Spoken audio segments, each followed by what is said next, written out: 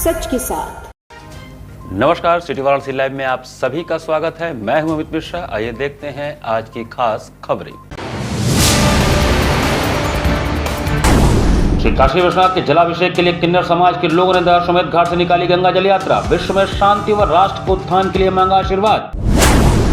Ravidas gate से लेकर नरिया त्रिमोहनी तक अतिक्रमणकारियों का चला अभियान। मची हड़कंप, 8 का कटा चालान तो कई का सामान किया गया जब्त।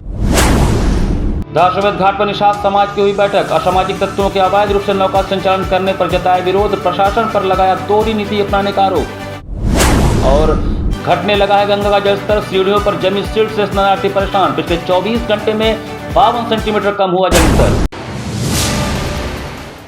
और अब समाचार विस्तार से। प्रधानमंत्री नरेंद्र मोदी की फोटो लगी पोस्टर लेकर राष्ट्रीय फेरी पटरी ठेला व्यवसायी के लोगों ने अपनी समस्याओं से संबंधित पत्रक जिलाधिकारी को सौंपा। गुरुवार को जिला मुख्यालय कचहरी वाराणसी पर बड़ी संख्या में प्रधानमंत्री नरेंद्र मोदी की फोटो लगे पोस्टर लेकर राष्ट्रीय फेरी पटरी ठेला व्यवसायी संगठन के महासचिव अभिषेक निगम के नेतृत्व में वाराणसी के जिलाधिकारी सत्येंद्र कुमार को पत्रक सौंप समस्याओं से अवगत कराया गया। महासचिव अभिषेक निगम ने पत्रक सौंपते हुए बताया कि फेरी पटरी ठेला व्यवसायियों का पुलिस उत्पीड़न लगभग 25 दिनों से लगातार कर रही है और बीएनएस की धारा 70 के अंतर्गत मुकदमा पंजीकृत किया जा रहा है, जिसकी शिकायत लगातार टाउन वेंडिंग कमेटी के अध्यक्ष नगर आयुक्त अक्षत वर्मा को लिखित पत्र के माध्यम से दिया गया। नगर आयुक्त अक्षत वर्मा ने पत्र को गंभीरतापूर्वक संज्ञान में लेते हुए पत्र विक्रेता जीविका संरक्षण और पत्र विक्रय अधिनियम 2014 के अंतर्गत पुलिस आयुक्त को तत्काल पुलिस उत्पीड़न रोकने का लिखित अनुरोध भी किया, किंतु थाना दशाश्वमेध, कोतवाली, लंका, सिगरा अन्य सभी थानाध्यक्षों द्वारा लगातार उत्पीड़न जारी है। नगर आयुक्त अक्षत वर्मा के लिखित पत्र को पुलिस अनदेखा कर निरंतर कार्रवाई कर रही है। ज्ञापन लेते हुए जिलाधिकारी सत्येंद्र कुमार ने कहा कि सभी विभागों के उच्च अधिकारियों से जल्द ही संवाद स्थापित कर स्ट्रीट वेंडरों के लिए जल्द वेडिंग जोन बनाकर स्थापित कराया जाएगा। तब तक तत्काल पुलिस उत्पीड़न पर रोक लगाने का निर्देश जारी किया जाएगा। ज्ञापन सौंपने में मुख्य रूप से सेंट्रल बार श्रम प्रबंध समिति सदस्य अधिवक्ता आशीष वर्मा, अधिवक्ता शशांक श्रीवास्तव, अधिवक्ता गोपाल सिंह, अधिवक्ता शशि राय, अधिवक्ता शशि भूषण मिश्रा, विकास यादव, राजेंद्र प्रसाद सिंह, हरिशंकर सिन्हा, लक्ष्मण केसरी, प्रेमचंद पांडे, मनोज जायसवाल, संतोष शुक्ला, मनीष यादव, रतन सेठ, शारदा सोनकर, लखू सोनकर, अनमोल निगम, मनोज गुप्ता, शीला, कुंती, मुन्नी, रेखा सरस्वती, पूजा राम लखानी उपस्थित थे। ऑफिसर ने पत्र जारी किया, उसका अनुपालन यहाँ की लोकल पुलिस नहीं कर रही है, तो कहीं ना कहीं आपसी तालमेल ना होना या मुझे लगता है कि सरकार के खिलाफ एक वातावरण बनाने का यह प्रयत्न किया जा रहा है, जिसको सरकार को भी ध्यान में लेना चाहिए। ये ठेला पटरी एक बड़ा वर्ग है और वोट देने का काम ठेला पटरी वाले करते हैं, न कि पुलिस करती है। Police law and order control करने के लिए है। पुलिस अपने नैतिक जिम्मेदारियों का कर्तव्य करे। ठेला पटरी वाले मतदाता हैं, इसकी चिंता सरकार कर रही है, तो सरकार के हिसाब से चलने का काम करे। गुरुवार को दशाश्वमेध घाट पर मां गंगा निषाद राज सेवा न्यास द्वारा निषाद समाज की एक विशेष बैठक आयोजित की गई। मां गंगा निषाद राज सेवा न्यास के अध्यक्ष प्रमोद मांझी की अगुवाई में गुरुवार को दशाश्वमेध घाट पर निषाद समाज की विशेष बैठक की गई। इस बैठक में वाराणसी जिले के समस्त निषाद समाज के सदस्य, पदाधिकारी और वरिष्ठ नागरिक बड़ी संख्या में उपस्थित रहे। बैठक का मुख्य उद्देश्य तेलिया नाला एवं सका घाट क्षेत्र में माझी समुदाय द्वारा नौका संचालन बंद करने के सामूहिक निर्णय पर मंथन करना और आगे की रणनीति तय करना था।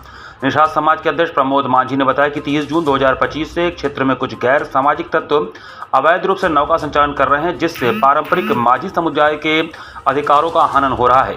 विशेष स्वरूप माझी समाज के नाविकों ने सामूहिक रूप से अपनी नौकाओं का संचालन बंद कर दिया है। उनका कहना है कि यह न केवल समुदाय के अस्तित्व पर संकट है, बल्कि उनके पुश्तैनी व्यवसाय पर भी कुठाराघात है। बैठक में संगठन के सदस्यों ने प्रशासन पर दोहरी नीति अपनाने का आरोप लगाया। उन्होंने कहा कि गंगा का जलस्तर बढ़ने के चलते पारंपरिक माझी समाज की नावों निजी क्रूज संचालन पर रोक लगा दी गई है, जबकि सरकारी क्रूज को संचालन की छूट दी जा रही है। निषाद समाज इसे घोर अन्याय और भेदभाव मान रहा है। सदस्यों ने कहा कि यह नीति पारंपरिक जल परिवहन व्यवसाय को समाप्त करने की साजिश है।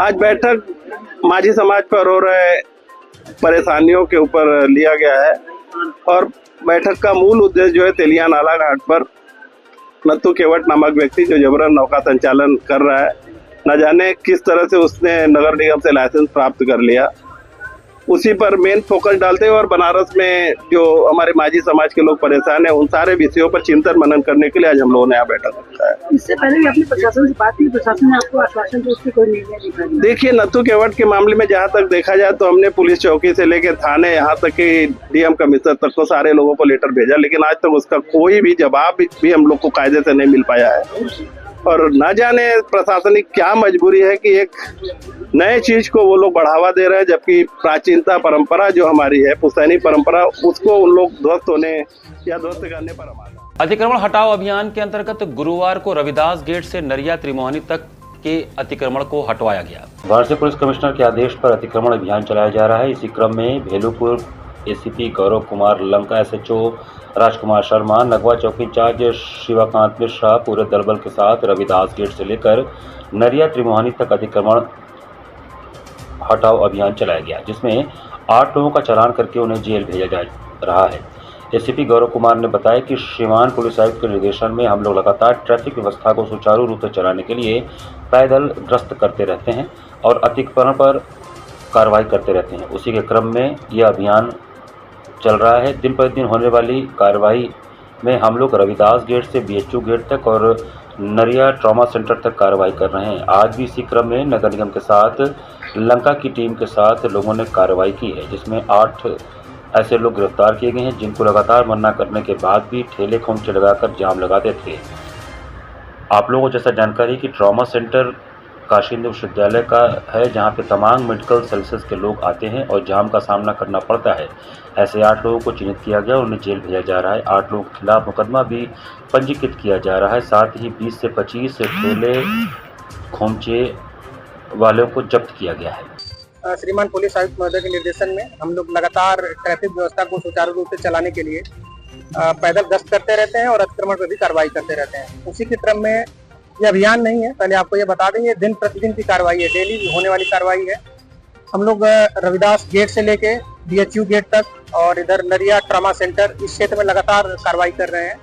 आज भी इस क्रम में नगर निगम की टीम के साथ थाना लंका की टीम और हम लोगों ने मिलकर कार्रवाई की है, जिसमें 8 लोग ऐसे लोग गिरफ्तार किए गए हैं जो प्रतिदिन मना करने के बाद भी यहाँ पे ठेले खुमचे आदि लगा के जाम लगाते थे। और आप लोगों को जैसा जानकारी है, ट्रॉमा सेंटर है, बीएचयू है, तमाम मेडिकल सर्विसेज के लिए लोग आते हैं, इमरजेंसी सर्विसेज के लिए लोग आते हैं, लेकिन जाम की स्थिति का सामना करना पड़ता है। तो ऐसे 8 लोगों को चिन्हित किया है, गिरफ्तार किया गया है, उन्हें जेल भेजा जा रहा है।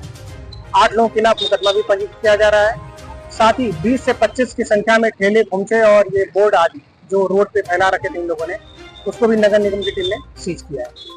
मां गंगा का जलस्तर अब वाराणसी में 3 सेंटीमीटर प्रति घंटे की रफ्तार से घटने लगा है। वाराणसी में गंगा का जलस्तर अब घटने लगा है। पिछले 24 घंटे में पानी 52 सेंटीमीटर कम हुआ था। गंगा के घटने की रफ्तार 3 सेंटीमीटर प्रति घंटे है। वाराणसी के घाटों पर पूरी तरह से सिल्ट दिखाई देने लगी है, जिसको साफ करने के लिए नाविकों की टीम लगी है। फिलहाल अभी नगर निगम में सफाई का काम शुरू नहीं किया है। स्थानीय लोगों ने मांग की है कि तत्काल नगर निगम सफाई का काम अपने स्तर से शुरू कराए। जलस्तर कम होने से गंगा के तटवर्ती क्षेत्रों के लोगों में तो राहत की उम्मीद जगी है, लेकिन गंगा के पानी का वरुणा में अभी भी पलट प्रवाह जारी रहने से वरुणा के कछार में बाढ़ की दुश्वारियां बढ़ती ही जा रही हैं। बाढ़ का पानी नए क्षेत्रों में फैलकर आबादी के घरों में घुस रहा है। इससे लोग पलायन करने को मजबूर हो रहे हैं। वाराणसी में गंगा का जलस्तर 68.34 मीटर हो गया है। वहीं बुधवार की सुबह 69.44 मीटर पर आ गया था। शाम तक दशाश्वमेध घाट पर पानी 6 सीढ़ी नीचे उतर गया था। जलस्तर कम होने के बाद गंगा में गंदगी का अंबार दिखाई देने लगा था। कांवरियों व श्रद्धालुओं ने बड़ी संख्या में एनडीआरएफ की निगरानी में गंगा स्नान किया। उनके लिए पानी में बैरिकेडिंग की गई है ताकि वो उसके आगे न जा सकें। वरुणा नदी से सटे सलारपुर इलाके में बाढ़ का पानी तेजी से बढ़कर 1 दर्जन से अधिक मकानों में घुस गया, लेकिन मकान छोड़कर दूसरी जगह रह रहे हैं। वही लोग अपने मकानों की सुरक्षा को लेकर सतर्क भी हैं। यही स्थिति पुलकोहना, रसूलगढ़, रूपनपुर, दनियालपुर में भी है। बाढ़ का पानी भर जाने से लोग बाउंड्री के सहारे अपने मकानों में जाते दिखे। श्रावण अमावस्या के पावन अवसर पर किन्नर समाज द्वारा श्री काशी विश्वनाथ जी के जलाभिषेक के लिए दशाश्वमेध घाट से जल यात्रा निकाली गई। श्रावणी अमावस्या के पावन अवसर पर काशी में डॉक्टर लक्ष्मी नारायण त्रिपाठी, आचार्य मां मंडलेश्वर और सलमा किन्नर समाज के अध्यक्ष के नेतृत्व में हर वर्ष की तरह इस वर्ष भी श्री काशी विश्वनाथ के जलाभिषेक के लिए दशाश्वमेध घाट से गंगा जल यात्रा निकाली गई, जिसमें सभी किन्नर समाज के सदस्य और पदाधिकारी सम्मिलित रहे। इस यात्रा में किन्नर समुदाय के सदस्य नाचते गाते और खुशी मनाते हुए आगे बढ़े। यह जल यात्रा न केवल धार्मिक महत्व रखती है, बल्कि यह किन्नर समुदाय को एक साथ लाने और अपनी पहचान को मजबूत करने का भी एक तरीका रहा है। यह एक उत्सव जैसा माहौल रहा जिसमें किन्नर समुदाय के लोग एक दूसरे के साथ मिलकर खुशी मनाते दिखे। इस कार्यक्रम में मुख्य रूप से संजू किन्नर, रागिनी किन्नर, माही किन्नर, विशाखा किन्नर, मोनिका किन्नर और विक्की, मीता जायसवाल, रूपा किन्नर, शशि प्रताप सिंह, वंदना सिंह, मंजू पांडे, इमरान खान आदि उपस्थित रहे। हर साल भी था, इस साल भी सावन के पावन अवसर पर शोभा यात्रा निकाली गई है। मैं सभी काशी वासियों, सभी देशवासियों से कहती हूँ कि आप जहाँ जहाँ किन्नर हैं वहाँ जल अभिषेक उन लोगों का सहयोग करें। और हम लोग आज बाबा विश्वनाथ की नगरी में और हम किन्नर समाज बाबा विश्वनाथ को जल चढ़ा के देश और प्रदेश के लिए, काशी के लिए सुख की कामना करेंगे। यहाँ पर वक्त चला छोटे से ब्रेक का। बने रहिए सिटी वाराणसी लाइव के साथ। वाराणसी लाइव, सच के साथ। Facilities of Navneeta Kuvar Public School: quality education, well qualified faculty, dance, vocal, instrumental music, robotics, art and crafts, skating, karate classes, indoor and outdoor activities, use playground for kindergarten and various types of games, math, physics, biology, chemistry lab and smart library, well maintained computer lab and classes, highly secure and GPS track conveyance facilities, educational based activities using technique tools and interesting methods for students. Navneeta Kuvar Public Schools, Swahi near BHU Hyderabad Gate, Varanasi. Mobile number 7311128462. Navneeta Kuvar Public School.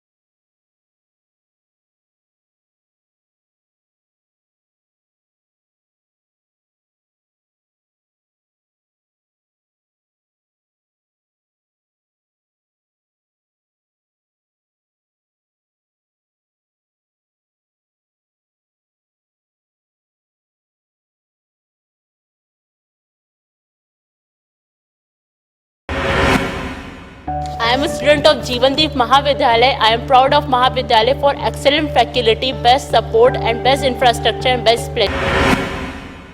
I am a student of Jeevandeep Mahavidyalaya. I am proud of Mahavidyalaya for excellent faculty, best support and best infrastructure and best place.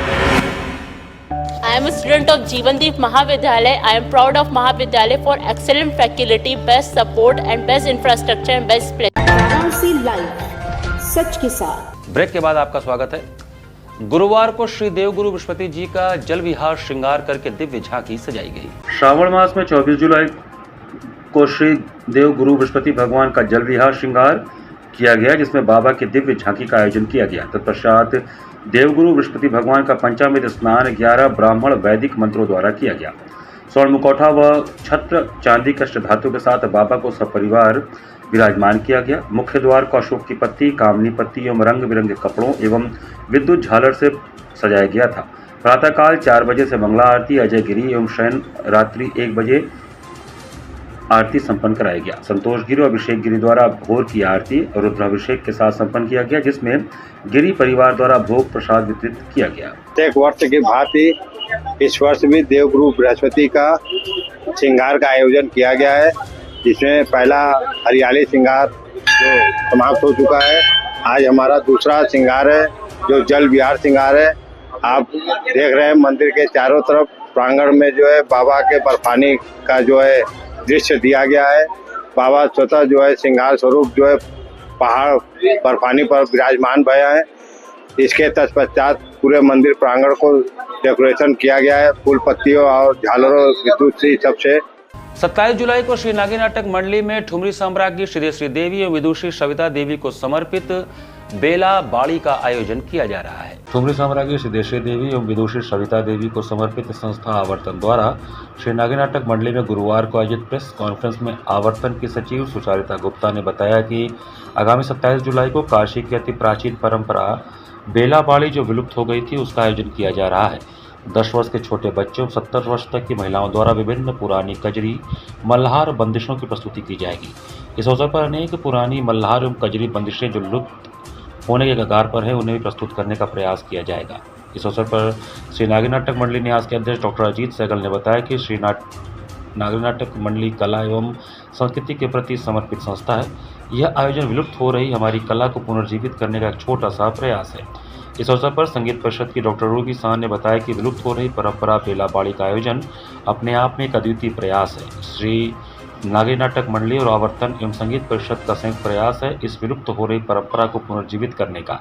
Press conference में सुमन पाठक ने अपने विचार व्यक्त करते हुए कहा कि अति सराहनीय प्रयास है कि काशीवासी इस तरह की विलुप्त हो चुकी बेला बाड़ी की परंपरा को सजीव रूप में देखने के साक्षी होंगे। 27 तारीख को बेला बाड़ी कजरी उत्सव होगा और हमारे सप्तक के महिलाएं और आवर्तन संस्था के बच्चे यहाँ पर भाग लेंगे और मल्हार के बहुत सारे प्रकारें गाएंगे, 10 प्रकार गाएंगे और कजरी, स्पेशली कजरी और झूला, शिव जी की झूला, कृष्ण जी की झूला, राधा जी की झूला और राम सीता जी का झूला, सब झूला भी गाएंगे और अलग अलग प्रकार के कजरी गायन होगा, कजरी का गायन होगा। और एक महिलाओं ने मिलकर, एक बीना अग्निहोत्री जी, उन्होंने बेले की फूल के ऊपर, बेला बाड़ी के ऊपर एक गीत बनाया। सब महिलाएं मिलके उस बेला बाड़ी के लिए गीत गाएंगे और हुस्ना बाई जी का भी कजरी प्रस्तुत की जाएगी।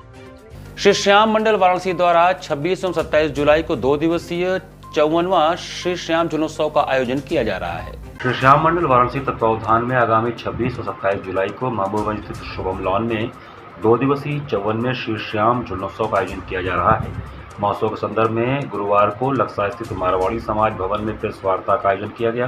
प्रेस वार्ता में झुलमोत्सव के स्वागताध्यक्ष दीपक कुमार बजाज, श्याम मंडल वाराणसी के अध्यक्ष दीपक तोदी ने कार्यक्रम की विस्तृत जानकारी देते हुए बताया कि इस बार आयोजित होने वाला 54वां श्री श्याम झुलमोत्सव अपने आप में अद्भुत होगा, क्योंकि पहली बार उत्तर प्रदेश में ऐसा झुलमोत्सव कार्यक्रम हो रहा है जिसमें जयपुर, कोलकाता, दिल्ली सहित पूरे भारतवर्ष के अनेक शहरों के श्याम मंडलों के ज़्यादा श्रद्धालु अपनी उपस्थिति दर्ज कराएंगे।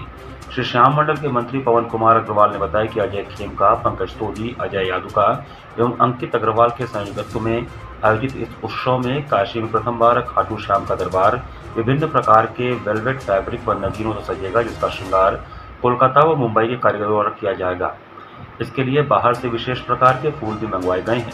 रंग बिरंगे फूलों से सजाई जाएगी झांकी, जिसमें खाटू श्याम का दिव्य स्वरूप विराजमान होगा। आयोजन के प्रथम दिन सभी देवता झूले पर सवार होंगे तथा दूसरे दिन रविवार को विशेष श्रृंगार होगा। खाटू श्याम ऊंट पर सवार होंगे, साथ ही गणेश जी, शंकर जी, दुर्गा जी एवं हनुमान जी हाथी के सूंड पर सवार होकर भक्तों को दर्शन देंगे। अखंड ज्योत, श्री श्याम प्रभु को 56 भोग, सुंदरकांड पाठ एवं श्री श्याम रसोई से प्रसाद का अद्भुत कार्यक्रम होगा तथा भजनों की अविरल गंगा बहेगी। महोत्सव में भजनों की प्रस्तुति हेतु 2 दिवसीय महोत्सव का शुभारंभ 26 जुलाई शनिवार को सुबह 9 बजे रुद्राभिषेक के साथ होगा, जिसे संस्था के अध्यक्ष दीपक तोदी सपत्नीक संपन्न कराएंगे तथा सायंकाल 7 बजे अखंड ज्योति सपत्नीक प्रज्वलित करेगी। अखंड ज्योति प्रज्वलन के साथ ही विघ्नहरण विनायक की स्तुति के साथ भजनों की रसधारा प्रभावित होगी, जो 27 जुलाई को रात 10 बजे तक चलेगी। श्याम प्रभु को 51 सवामणि के भोग के साथ ही दोनों दिन 56 भोग लगेगा। संस्था के कीर्तन मंत्री चंदन तोजी ने बताया कि कार्यक्रम में देश के कई नामी कलाकारों द्वारा भजनों की प्रस्तुति होगी। हमारा 26 तारीख और 27 तारीख को श्याम झूलमोत्सव का कार्यक्रम है। इसके अंदर बाबा के भजन कीर्तन होंगे और प्रसाद होगा और श्रृंगार होगा। इसके अलावा इसमें बाहर से बहुत भक्त बाबा के आ रहे हैं, वो भी सम्मिलित होंगे और स्थानीय लोग भी सम्मिलित होंगे। और ये समझ लीजिए कि आपकी ऐसी झांकी भारतवर्ष में प्रथम स्थान रखती है। कब और किस जगह कार्यक्रम हो? शुभम लॉन में है। 26 तारीख को शाम को 7 बजे से प्रारंभ होगा और 27 तारीख को रात्रि 10-11 बजे खत्म होगा। नगर निगम की घोर लापरवाही के चलते सीर गोवर्धनपुर के वार्ड नंबर 23 में जल निकासी की दुर्व्यवस्था के चलते गंदे पानी के कारण लोगों का जीना दूभर हो गया है। सीर गोवर्धन वार्ड नंबर 23 में नगर निगम की घोर लापरवाही ने लोगों का जीवन दूभर कर दिया है। बारिश के मौसम में जल निकासी की कोई व्यवस्था न होने के कारण दलित बस्तियों में गंदा पानी घरों के अंदर तक घुस चुका है। नालियों का पानी सड़कों से होते हुए अब रसोई और शयन कक्षों तक पहुंच चुका है, जिससे लोग नारकी जीवन जीने को मजबूर हैं। स्थिति इतनी भयावह हो चुकी है कि बीती रात एक व्यक्ति को सांप ने काट लिया। वहीं कई अन्य लोग बुखार, त्वचा संक्रमण और अन्य बीमारियों से ग्रसित होकर घरों में ही इलाज करवा रहे हैं। बच्चों और बुजुर्गों की हालत सबसे अधिक चिंताजनक बनी हुई है। स्थानीय निवासी सूरज, मनोज, मुन्नीलाल, सितारा देवी और सुनीता सहित कई लोगों ने बताया कि गलियों में करंट उतर रहा है और बिजली के खंभे जानलेवा साबित हो रहे हैं। फिसलन भरी सड़कों और चारों ओर गंदीकरण, किसी भी समय कोई बड़ा हादसा हो सकता है। जनता ने नगर निगम और प्रशासन पर गंभीर आरोप लगाए हैं और पूछा है कि आखिर कब तक उन्हें इस बदतर हालत से में जीने को मजबूर किया जाएगा। दिक्कत यह है कि हम लोग का घर गिर रहा है, पानी जा रहा है, घर में कीड़ा घुस रहा है, हम लोग जमीन में सोना तो बिस्तर पर जा रहा है। ये पानी लगा जो बरसात हुआ है तब से, हाँ उसके पहले सूखा था। कोई व्यवस्था नहीं है। इसको निकला हम लोग के नाला चाहिए, पानी के आने जाने की सुविधा चाहिए भैया। वोट लेने तो सब आता है, माई बहन चाची सब कहता है, बाकी कोई बनाने नहीं आता। प्रत्येक दिन किसी को सांप काट रहा है, किसी को बिच्छी मार रहा है। दादी से पूछिए, अभी एक थी माता जी, उनका हाथ टूट गया इसी में गिर के, लेकिन कोई सुनने वाला नहीं है। खाली कागजों पे हवाई विकास दिख रहा है इन लोगों को। विकास के नाम पे सिर्फ भ्रष्टाचार हो रहा है। क्षेत्र की जनता परेशान है, हताश है, निराश है, लोग बीमार हैं।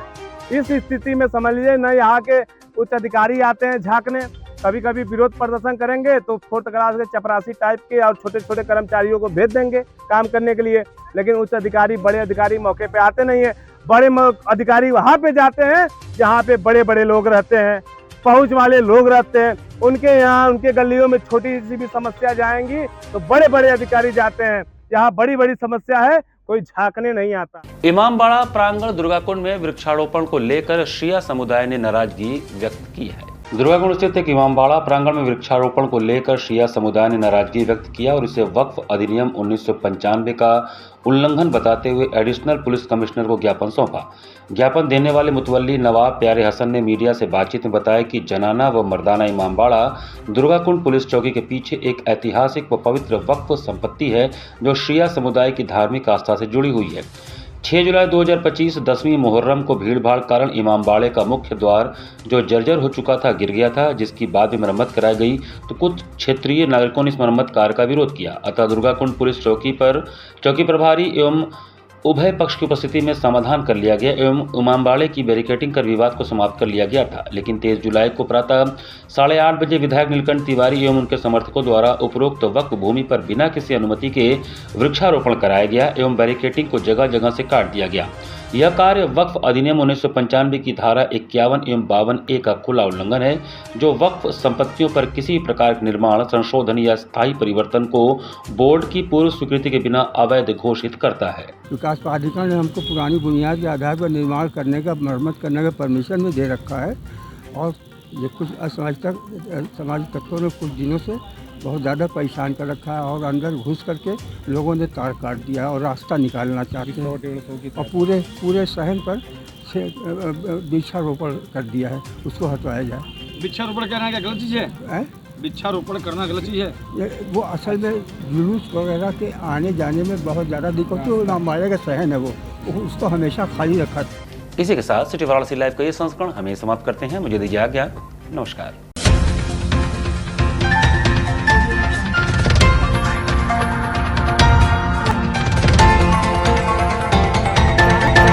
लाइव सच के साथ।